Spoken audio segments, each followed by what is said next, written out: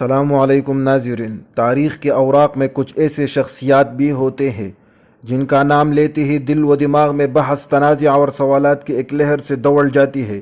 آج ہم ایک ایسی ہی شخصیت کے بارے میں بات کریں گے جن کے نام اسلامی تاریخ کے سب سے بڑے اور المناک واقعات سے جڑا ہوا ہے۔ یزید ابن معاویہ۔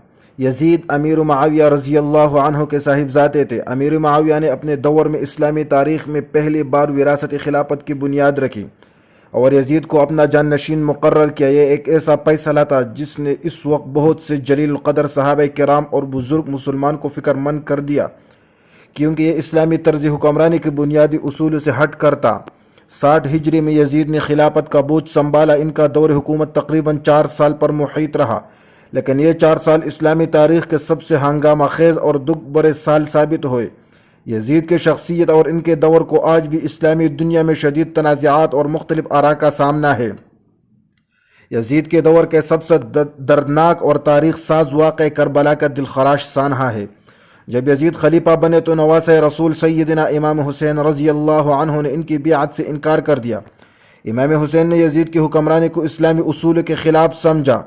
جب امام حسین کوفہ کے طرف روانہ ہوئے تو یزید کے گورنر کے حکم پر انہیں کربلا کے میدان میں گھیر لیا گیا۔ 10 محرم الحرام 61 ہجری کو، جیسے یوم عاشورہ کہتے ہیں، امام حسین کو ان کے اہل بیت اور بہادر ساتھیوں کے ساتھ بے دردی سے شہید کر دیا گیا۔ انہیں کئی دنوں سے پانی سے بھی محروم رکھا گیا۔ یہ واقعہ اسلامی تاریخ کا ایک ایسا گہرا زخم ہے جو آج بھی تازہ ہے، اور یزید کو اس قتل ناحق کا براہ راست ذمہ دار ٹھہرایا جاتا ہے۔ یہ سانحہ ہمیشہ کے لیے یزید کے نام کے ساتھ جڑ گیا۔ کربلا کے بعد یزید کے دور کا ایک اور سیاہ باب واقعہ ہرہ تھا۔ جب اہل مدینہ نے یزید کے ظالمانہ پالیسیوں اور کربلا کے واقعے پر بغاوت کی اور اس کے بیعت توڑ دی، تو یزید نے ایک خونخوار لشکر کو مدینہ پر حملے کے لیے بھیجا۔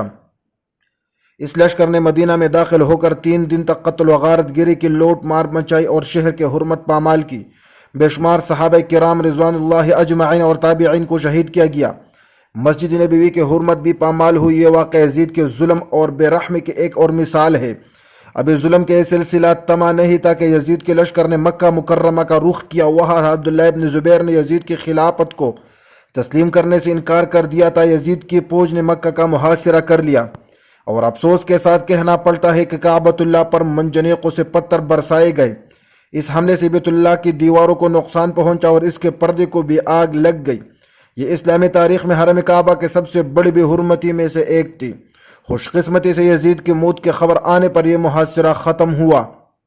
ناظرین، یزید ابن معاویہ کی زندگی کے یہ 3 بڑے واقعات اسلامی تاریخ میں ہمیشہ ایک متنازع حیثیت رکھتے ہیں۔ مختلف مکاتب فکر میں ان کے کردار پر شدید اختلاف پائے جاتے ہیں۔ اہل سنت والجماعت کے علماء کی اکثریت یزید کو فاسق و فاجر اور ظالم قرار دیتی ہے، جو کربلا اور دیگر واقعات کا ذمہ دار تھا، لیکن عام طور پر اسے کافر قرار دینے سے احتیاط برتی جاتی ہے، جبکہ اہل تشیع یزید کو ملعون اور امام حسین کا براہ راست قاتل سمجھتے ہیں اور اسے کافر قرار دیتے ہیں۔ یزید کی وفات 64 ہجری میں ہوئی۔ اس کی عمر تقریباً 36 سال تھی۔ اس کے بعد اس کے بیٹے معاویہ ابن یزید نے چند ماہ کے لیے خلافت سنبھالی اور پھر دستبردار ہو گئے، جس کے بعد اموی خلافت میں ایک اور بحران پیدا ہو گیا۔ تو ناظرین، یزید ابن معاویہ کا دور اسلامی تاریخ کا ایک ایسا آئینہ ہے جو ہمیں سکھاتا ہے کہ طاقت کا بے جا استعمال اور ظلم ہمیشہ تباہی لاتا ہے۔